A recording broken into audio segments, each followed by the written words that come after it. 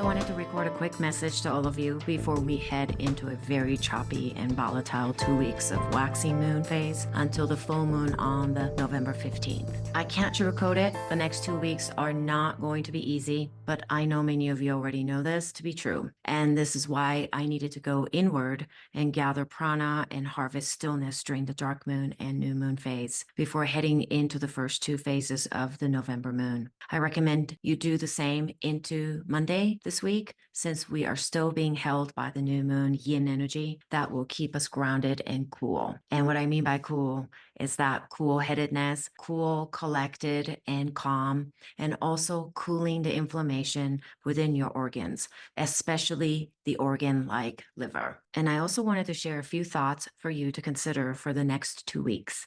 So let me get into it. I see that everyone is wounded and hurt in one way or another. And these wounds and pain are being exposed, brought right into the open, almost like you took your shirt off inside out so that the seams, stitchings, threads, and tags are all showing. To some extent, all of us are walking around stitched up and held together with threads. This is so important to understand and be able to visualize what I'm saying. We're all hurting individually and collectively. And yes, this includes you and everyone around you. This morning, I was having a conversation with one of my friends, and I talked about the differences between being acknowledged versus agreement. All of us are seeking acknowledgement, especially in the world we live in, where so much content and information is being thrown at us. Everyone has something to say. Everyone has something to teach and be heard. But this also means that we are all hurting from not being acknowledged. We're not acknowledged for our own feelings, thoughts, and experiences because we are all bombarded with so many voices and not enough listening and acknowledgments. And when you think about your childhood, perhaps, and certainly my childhood, I don't think I can even count with one hand the times that I can recall that my parents acknowledged my feelings, my thoughts, my observations, and so on and so forth. So when you think about it, and if you could relate to that kind of experience, all of us are walking around this earth hurt and carrying the pain inside us. And we're walking around inside out right now, especially right now. But here's the interesting thing. If you have done some conscious self-work and spiritual work, which I'm assuming all of you have, you know by now that most of us are not looking for agreement. We're not asking others to agree with our point of view. This is impossible anyway.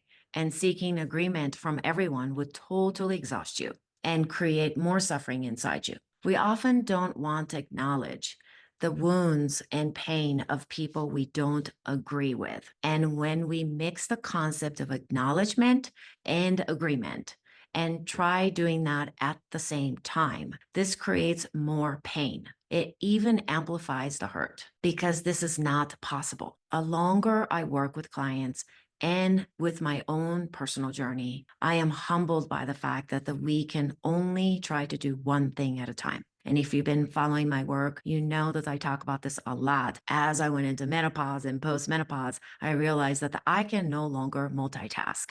So one thing at a time, acknowledging. Then at that point, I can perhaps process what my thoughts are about that. Can I agree with that? Can I do something else with it? So on and so forth. But you have to first sit with it and acknowledge that person.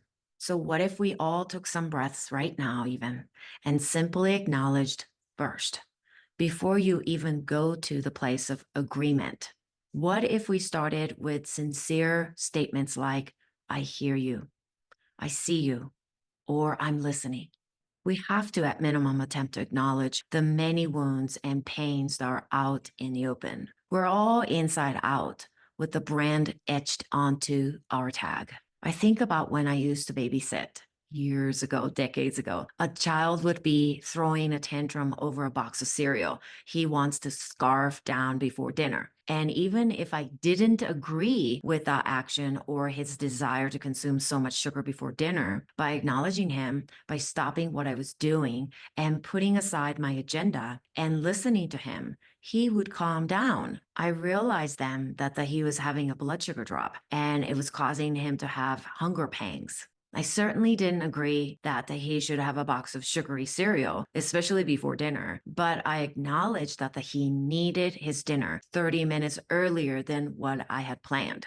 I wonder if I'm slowing down enough and taking enough time these days to acknowledge others and myself. And what would happen if I did it more often? And what if we stopped trying to agree or disagree with someone else's brand that they are wearing inside out and simply acknowledged it? I see you. I hear you. I'm listening. Perhaps at this point in our human evolution, we will never be completely successful at bringing an end to our collective and individual pain and suffering. But what if you and I are the first to start acknowledging one another? Not necessarily agree, but simply start with acknowledging your own thoughts and start with you. You begin to acknowledge you and your inner wisdom that whisper so quietly and stop ignoring them. What does it mean to be the first to start acknowledging your own inner voice? Because believe me, most of us can't even acknowledge our own hurt and pain or our own joy, happiness, and true needs. So how could you expect any of us to show some acknowledgement to others you don't agree with? I wonder, what does it mean to be the first to acknowledge various wounds and hurt expressed within you and ultimately all around you, even you don't agree with how they are being communicated and demonstrated?